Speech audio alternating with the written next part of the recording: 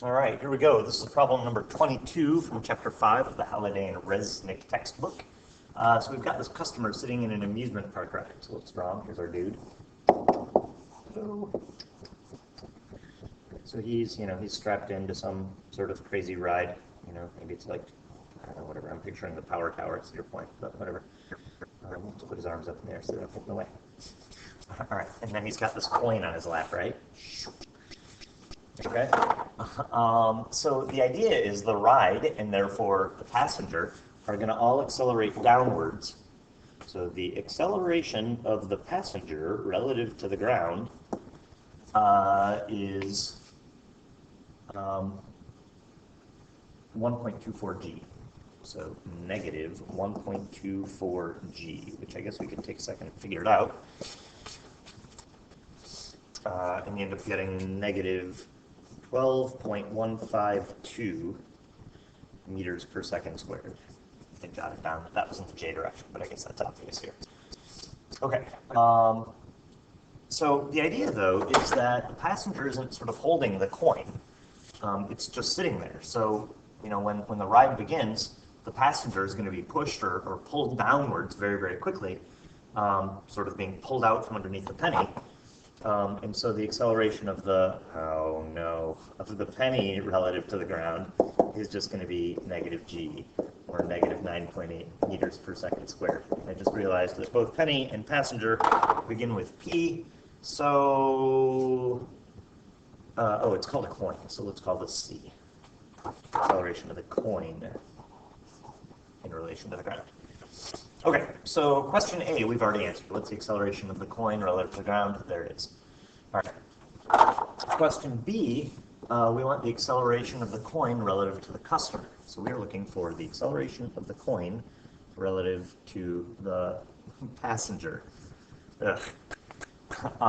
So this should be the same as the acceleration of the coin relative to the ground plus the acceleration of the ground relative to the passenger, which is the same as the acceleration of the coin relative to the ground minus the acceleration of the passenger to the ground, which is negative 9.8 minus negative 12.152, and that gives you this guy, 0.35.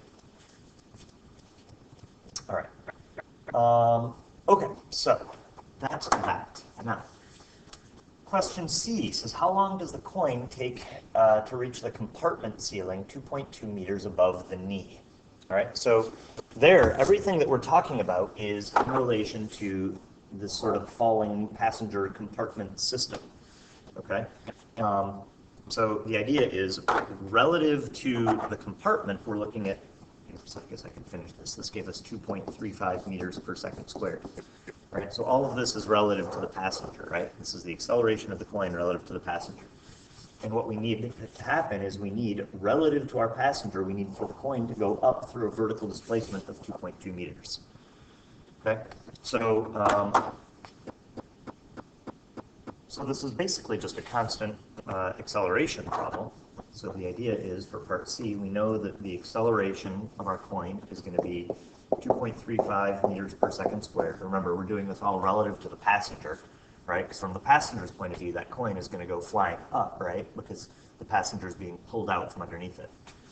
All right, we know that our vertical displacement has got to be 2.20 meters. We know that relative to the passenger, the starting velocity, well, relative to anything, I guess, within the problem, our starting velocity is 0, and we're looking for our time.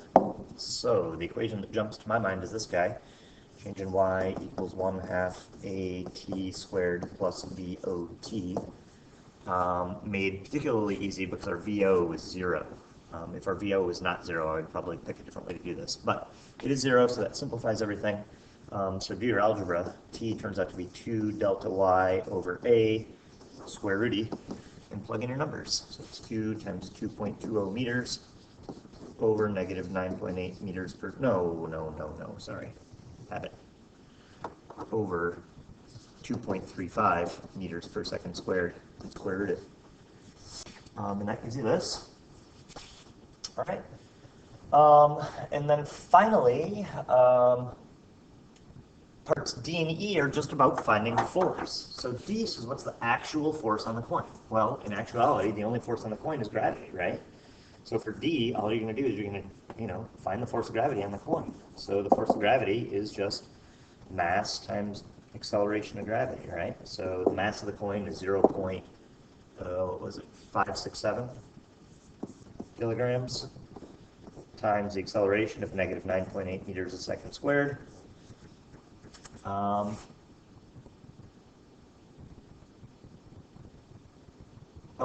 hang on. My units are all messed up here.